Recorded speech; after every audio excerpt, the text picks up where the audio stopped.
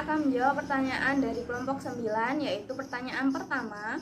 Bagaimana jika salah satu dari langkah-langkah pembelajaran tematik tersebut tidak terlaksana? Jawabannya yaitu dalam sebuah buku yang ditulis oleh Andi Prastowo tahun 2019 halaman 215 menyatakan bahwa dalam langkah-langkah pembelajaran tematik sekurang-kurangnya mencakup 3 bagian utama, yaitu pendahuluan, inti, dan penutup. Nah, apabila dari ketiga pembelajaran tersebut tidak terlaksana, maka pembelajaran tidak akan efektif atau kurang efektif. Selain itu, langkah-langkah pembelajaran wajib dicantumkan dalam rencana pelaksanaan pembelajaran pada setiap pertemuan yang telah disusun oleh guru dengan sedemikian rupa. Nah, langkah-langkah pembelajaran ini disesuaikan dengan model pembelajaran yang akan diterapkan dan menggunakan sintak yang sesuai dengan model pembelajaran tersebut dengan alokasi waktu yang telah ditentukan oleh guru atau telah disesuaikan dengan masing-masing sekolah. Selanjutnya, pertanyaan kedua yaitu bagaimana karakteristik pembelajaran tematik?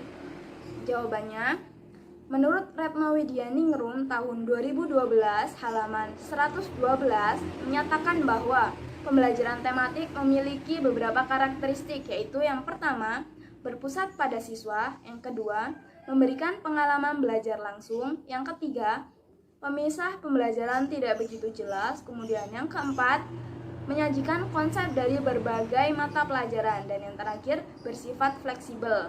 Selanjutnya, pertanyaan ketiga yaitu, apa saja konsep pembelajaran tematik? Jawabannya,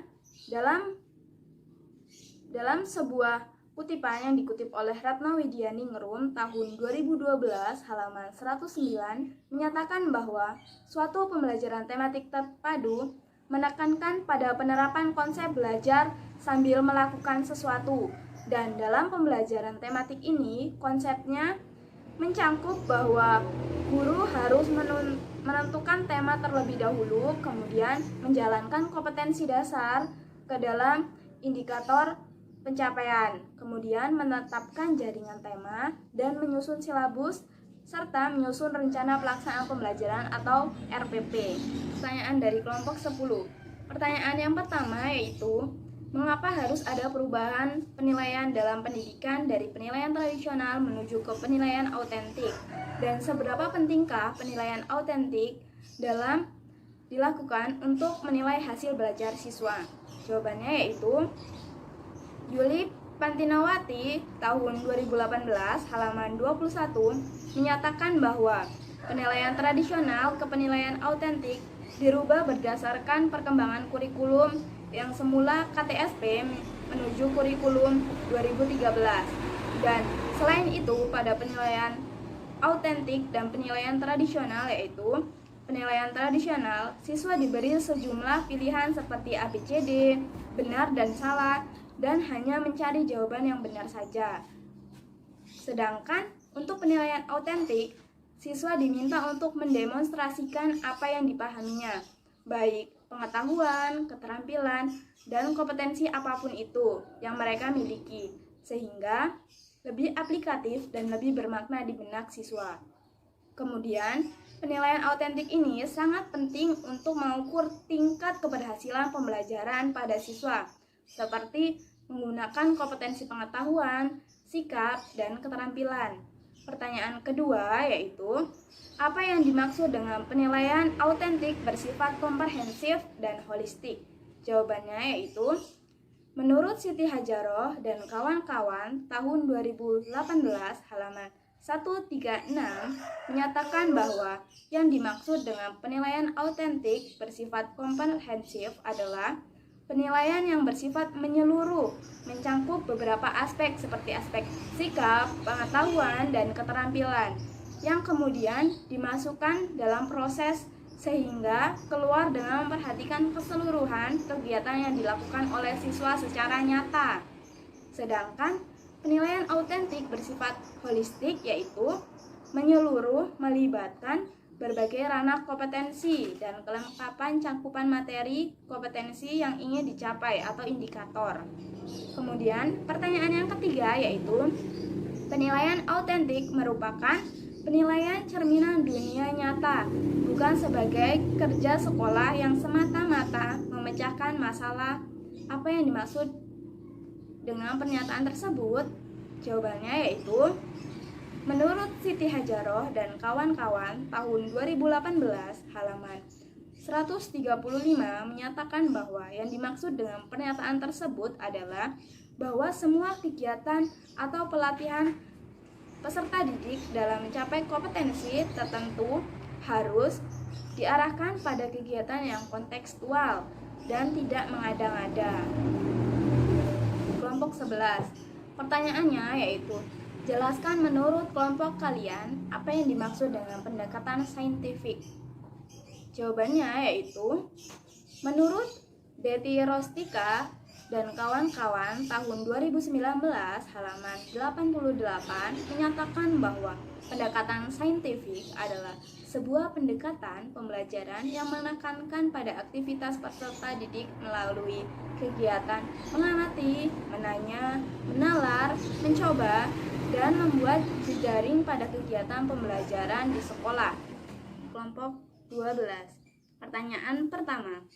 Jelaskan perbedaan dari evaluasi pembelajaran tematik menggunakan portofolio dan evaluasi pembelajaran tematik menggunakan tertulis. Jawabannya yaitu, menurut Umi Salama tahun 2018 halaman 280 menyatakan bahwa evaluasi portofolio yaitu kumpulan hasil kerja siswa atau suatu koleksi pribadi hasil pekerjaan seorang siswa yang menggambarkan taraf pencapaian kegiatan belajar, kekuatan, dan pekerjaan terbaik siswa. Sedangkan evaluasi tertulis yaitu soal dan jawabannya diberikan secara tertulis oleh seorang guru dan ditulis kemudian oleh siswa. Selanjutnya, pertanyaan kedua yaitu, bagaimana perbandingan kurikulum dalam pembelajaran yang ada dengan tuntutan ideal yang dipandang adaptif dengan situasi, kondisi, dan perkembangan yang ada? Jawabannya yaitu, menurut Denny Kurniawan tahun 2014 halaman 230 sampai dengan halaman 231 menyatakan bahwa perbandingan kondisi pendidikan aktual dengan kondisi pendidikan ideal. Nah, pada kondisi pendidikan yang ada menyatakan bahwa kompetensi lulusan yaitu sikap belum mencerminkan karakter mulia, keterampilan belum sesuai dengan kebutuhan dan pengetahuan. Kemudian untuk kondisi pendidikan idealnya, kompetensi lulusan berkarakter mulia, keterampilan yang relevan, dan pengetahuan terkait. Kemudian untuk kondisi pendidikan yang ada menyatakan bahwa materi pembelajaran belum relevan dengan yang dibutuhkan, kemudian beban belajar terlalu berat dan terlalu kuas atau kurang mendalam.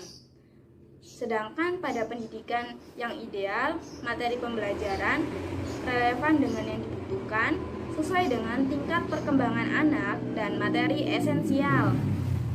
Kemudian untuk kondisi pendidikan yang ada menyatakan bahwa proses pembelajaran berpusat pada guru atau teacher center learning. Kemudian sifat pembelajaran yang berorientasi pada buku teks dan buku teks hanya memuat materi bahasan saja. Selanjutnya, sedangkan untuk kondisi pendidikan yang ideal ini menyatakan bahwa proses pembelajaran itu harus berpusat pada siswa atau student center learning. Kemudian sifat pembelajarannya itu kontekstual. Kemudian buku teks memuat materi dan proses pembelajaran, sistem penilaian serta kompetensi diharapkan. Selanjutnya untuk kondisi ideal atau untuk kondisi pendidikan yang ada menyatakan bahwa penilaian itu harus menekankan pada aspek kognitif saja. Kemudian tes dilakukan dengan cara yang lebih dominan. Sedangkan untuk pendidikan yang ideal seharusnya penilaian ini menekankan pada aspek kognitif, afektif, dan psikomotor. Selanjutnya, penilaian teks dan portofolio ini saling melengkapi antara satu sama lain. Sedangkan Selanjutnya, kondisi pendidikan yang ada ini menyatakan bahwa pendidikan dan tenaga kependidikan belum memenuhi kompetensi profesional saja dan fokus pada ukuran kinerja PTK. Sedangkan untuk kondisi idealnya, guru dan pendidik serta tenaga kependidikan ini harus memenuhi kompetensi profesi, pedagogis, sosial, dan personal. Selanjutnya, guru ini harus memotivasi pembelajaran siswa. Kemudian, untuk kondisi pendidikan yang ada menyatakan bahwa pengelolaan kurikulum ini, pemerintah hanya menyiapkan sampai dengan standar isi mata pelajaran. Sedangkan untuk kondisi yang idealnya ini, pengelolaan kurikulum yaitu pemerintah menyiapkan semua komponen kurikulum sampai dengan buku teks dan pedoman pembelajaran. Nah, dari perbandingan kondisi pembelajaran aktual dengan ideal ini menyatakan bahwa berdasarkan hasil analisis bagaimana dengan paparan di atas atau paparan yang telah saya ungkapkan tadi, maka pemerintah memandang perlu untuk mengembangkan kurikulum yang akomodatif terhadap kondisi pendidikan yang ideal untuk mempersempit kesenjangan antara kondisi aktual dengan kondisi yang ideal atau yang diharapkan oleh pemerintah. Nah, beberapa perubahan yang dibuat diantaranya yaitu perubahan yang pada dasarnya yaitu perubahan kurikulum dan pembelajaran pada jenjang pendidikan dasar tingkat sekolah dasar. Dalam proses pembelajaran tematik terpadu versi kurikulum 2013, terdapat 7 kriteria dalam pembelajaran dengan pendekatan saintifik. Coba sebutkan apa saja. Jawabannya yaitu menurut Denny Kurniawan tahun 2014 halaman 234 menyatakan bahwa terdapat 7 kriteria dalam pendekatan saintifik yaitu 1. Materi pembelajaran berbasis pada fakta atau fenomena yang telah dijelaskan dengan logika atau dengan penalaran, bukan sebatas kira-kira, hayalan, legenda, ataupun dengan dongeng semata. Kemudian yang kedua yaitu penjelasan guru, respon siswa, dan interaksi edukatif guru dan siswa terbatas dari prasangka yang serta-merta pemikiran subjektif atau penalaran yang menyinggung pembelajar, menyimpang dari alur berpikir logis.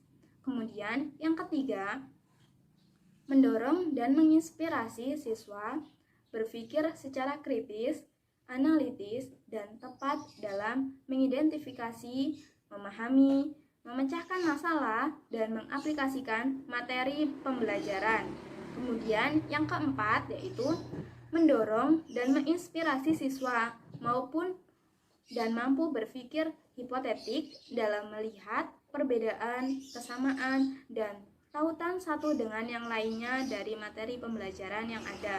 Kemudian yang kelima, mendorong dan menginspirasi siswa sehingga siswa mampu memahami, menerapkan, dan mengembangkan pola pikir yang rasional dan objektif dalam merespon materi pembelajaran.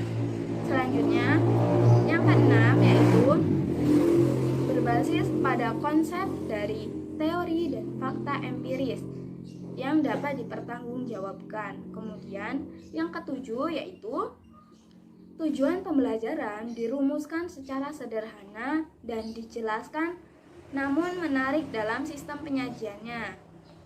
Pertanyaan dari kelompok 13. Pertanyaan pertama yaitu jelaskan pentingnya sebagai calon guru dalam menguasai pembelajaran micro teaching dan bagaimana dampaknya jika seorang guru tidak memahami pembelajaran micro teaching.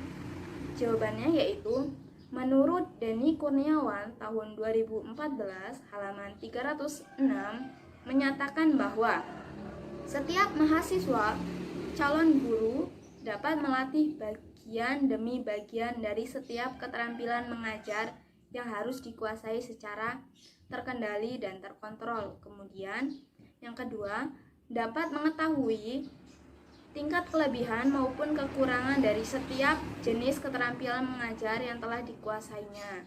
Kemudian yang ketiga yaitu dapat menerima informasi yang lengkap, objektif, dan akurat dari proses latihan yang telah dilakukan melewati pihak observer atau seorang calon pendidik itu melakukan observasi ke SD untuk menerapkan keterampilan mengajarnya. Kemudian yang keempat yaitu dapat melakukan proses latihan ulang untuk memperbaiki terhadap kekurangan maupun untuk meningkatkan kemampuan yang telah dimilikinya.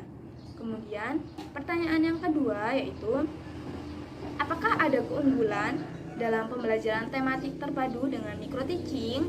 Jawabannya, menurut Denny Barangka tahun 2018 halaman 91 menyatakan bahwa terdapat keunggulan dalam pembelajaran tematik menggunakan microteaching, yaitu yang pertama, menyelesaikan masalah yang dihadapi pelaksanaan program persiapan guru. Kemudian yang kedua, menghemat waktu dan tenaga. Kemudian yang ketiga, melatih guru dengan sejumlah keterampilan mengajar yang penting. Kemudian yang keempat, memberikan kesempatan bagi guru untuk bertukar peran antar mereka dan mengidentifikasi masalah-masalah yang timbul dari pembelajaran yang dihadapi oleh siswa. Kemudian yang kelima, mengkorelasikan antara teori dengan aplikasi secara praktif dan secara langsung. Selanjutnya, untuk pertanyaan ketiga yaitu jelaskan unsur pembelajaran mikro yang dikemukakan oleh Allen dan Ryan pada poin terakhir. Jawabannya, menurut Andi Prastowo tahun 2019 halaman 304 yaitu unsur pembelajaran mikro yang terakhir adalah microteaching grades expand the normal knowledge of result of feedback dimension in teaching. Maksudnya adalah melalui pendekatan pembelajaran microteaching ini dapat memperluas wawasan dan pemahaman yang terkait dengan pembelajaran. Terima kasih telah menonton video untuk jawaban pertanyaan dari setiap kelompok dari kelompok 9 sampai dengan 13. Apabila terdapat kesalahan, saya mohon maaf, saya akhiri. Wassalamualaikum warahmatullahi wabarakatuh.